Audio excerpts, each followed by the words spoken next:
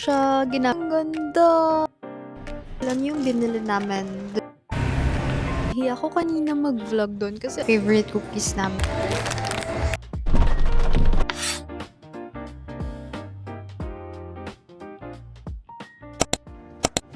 Good afternoon, everyone.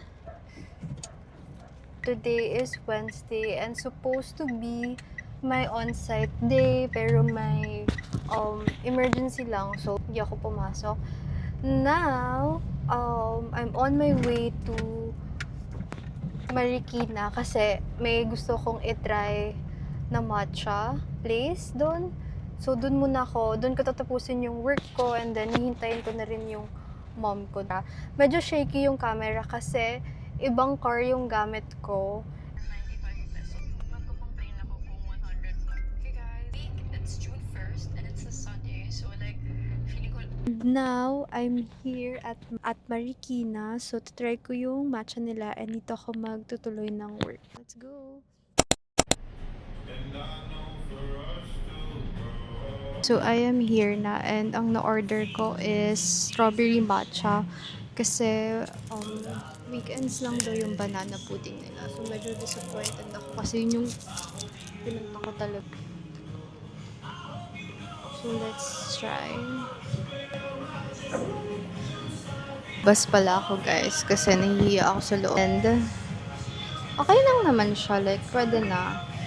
Pero next time kung dadayuhin ko or babalik ako dito, baka yung banana pudding na.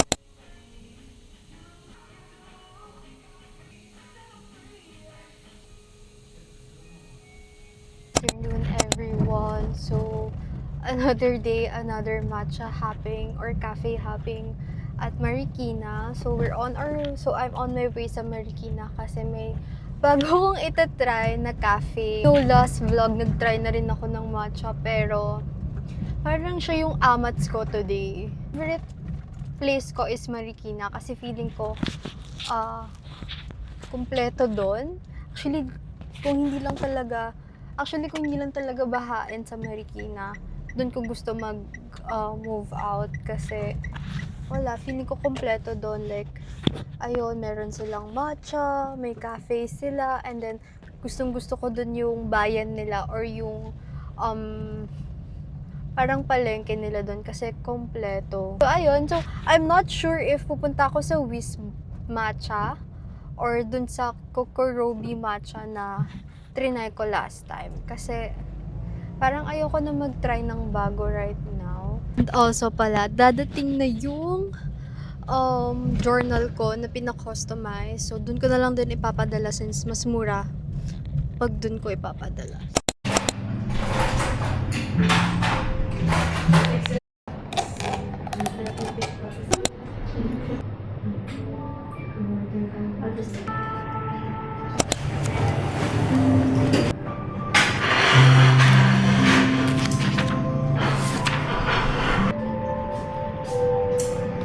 Hello guys, so tapos na ako dun sa matcha place and nahiya ako kanina mag-vlog dun kasi ang daming tao, but anyways, I just wanted to share to you my new leather journal. So na-unbox ko na to sa loob pero sa sobrang hiya ko hindi ako nakapagsalita.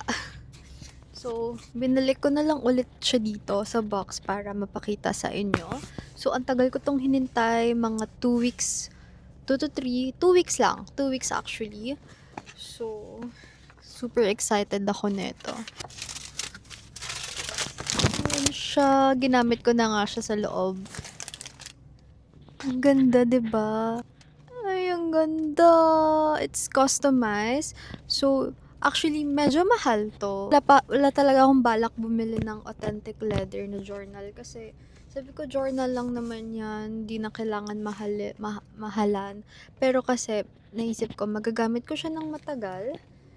Kaya sabi ko, sige na nga. And then, for the price ha, pwede na. Kasi mostly, yung mga ka-price neto, pag tinitignan ko sa ibang brands, plain lang. Tapos, hindi pa siya customized. Like, yung folio lang talaga. And ito, ang ganda. So, pina-customize ko yung name ko. And then, may Aya din dito. And then, yung star. Actually, pinost nila tong same design sa IG nila. Tapos sabi ko, gayahin na lang. Kasi ang ate mo, ayaw na mag-isip. And then, sa loob, ayan. So, itong Muji planner is, ito yung binili ko sa last vlog. Ayan. So, dito yung, sa schedule ko yung buhay ko. And then, ayan, tatry ko bawat days, lagyan ng pictures if nakapag-picture ako nun or yung medyo worth remembering. So, ayun. Meron pa rin naman ako yung maliit na journal ko, yung parang diary ko. Igikip ko naman yun. So, ito, more likely mga, ano ba? Yung itong planner ko, like content planner, and then yung mga junk journal ko, or if may mga mahaba akong thoughts na gusto kong sabihin, something ganon, random thoughts, dito ko na siya ilalagay. So, bibili lang ako ng A5. Actually, may A5 akong binili from Muji, pero naninipisan kasi ako doon. So, hanap ako ng medyo makapal para magkasya yung mga junk journal ko. Ang dami nang nakatambak doon na hinihintay to. So, ayun. Yun lang naman. Now, I think I'm going to Feliz kasi hintayin ko na rin yung mom ko. And, punta akong H&M kasi may binili akong bottom sa H&M last week pa ata yun. And then, hindi ko sinukat kasi same design lang naman, different color lang, same size. Pero, nung sinukat ko, medyo iba yung size na sa akin. So, hindi ko alam. Let's check if may gusto kong ipalit doon. If wala, edi okay lang.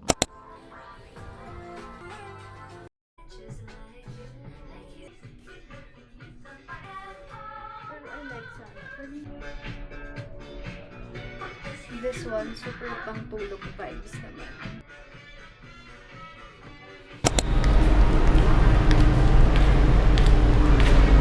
Good morning everyone. So, I am now on the way to work and hindi ako nakapag-vlog kanina sa bahay. So, let's go. Kasi magko-commute lang tayo today. So, nasa cookies kami. Kasi ito yung favorite cookies namin. And malapit lang din naman siya sa work. Back at Go Cookies, guys. So, I got yung double... Ano yun? Double chocolate chip nila.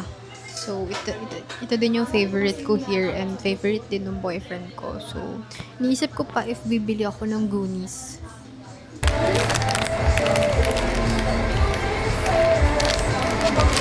Ako para kunin ko.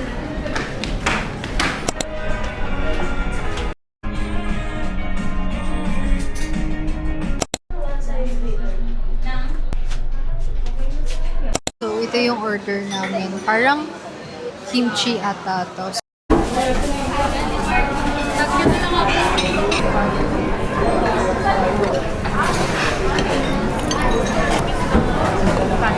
Hindi na ako nakapag-vlog kanina kasi ang dami kong dala and ang sakit ng likod ko. But, share ko lang yung favorite cookies ko. So, bumili kami. This is box of 12 and then tigpa 4 kami. And then, ayan. Saka napunta yung box. Pero ito yung favorite cookies ko. Ever since na na-try ko, parang ito na yung go-to cookies ko. Kahit medyo malayo siya sa amin. I got things from Zara and Cotton On Met. But lately, gusto ko yung mga ganitong top. And ang hirap kasi makahanap ng perfect fit na top sa mga ganito.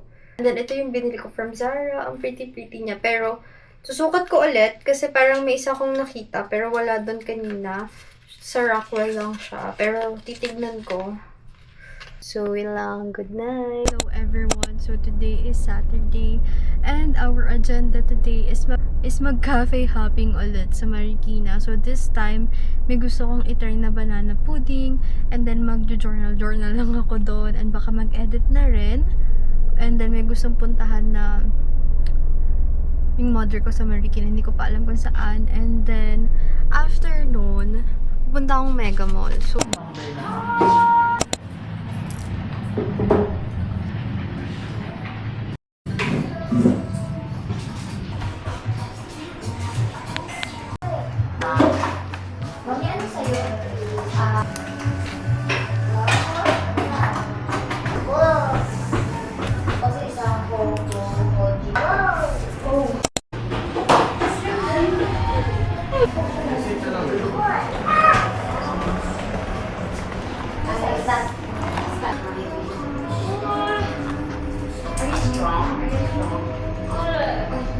Now we are done and yung next namin pupuntahan is bakery lang din. Malapit lang dito sa Lilac.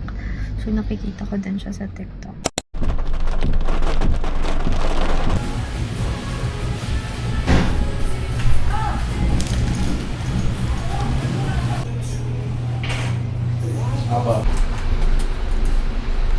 So, umuulan na, pero bago ang lahat, share ko lang yung binili namin dun sa bakery. First is itong dark chocolate na sourdough bread. And ito, hindi ko alam kung ano to. Then, cookie. And then ito, nalimutan ko din, pero parang hazelnut siya. So, uwi na kami.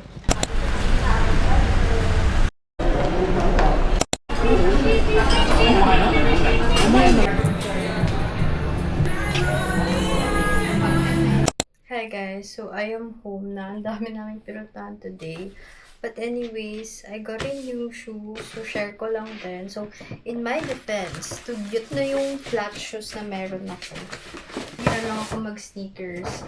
Kung mapapansin nyo, lagi ako naka-sneakers kasi medyo tugyot na yung flat shoes na meron ako. But anyways, ito yung binili ko.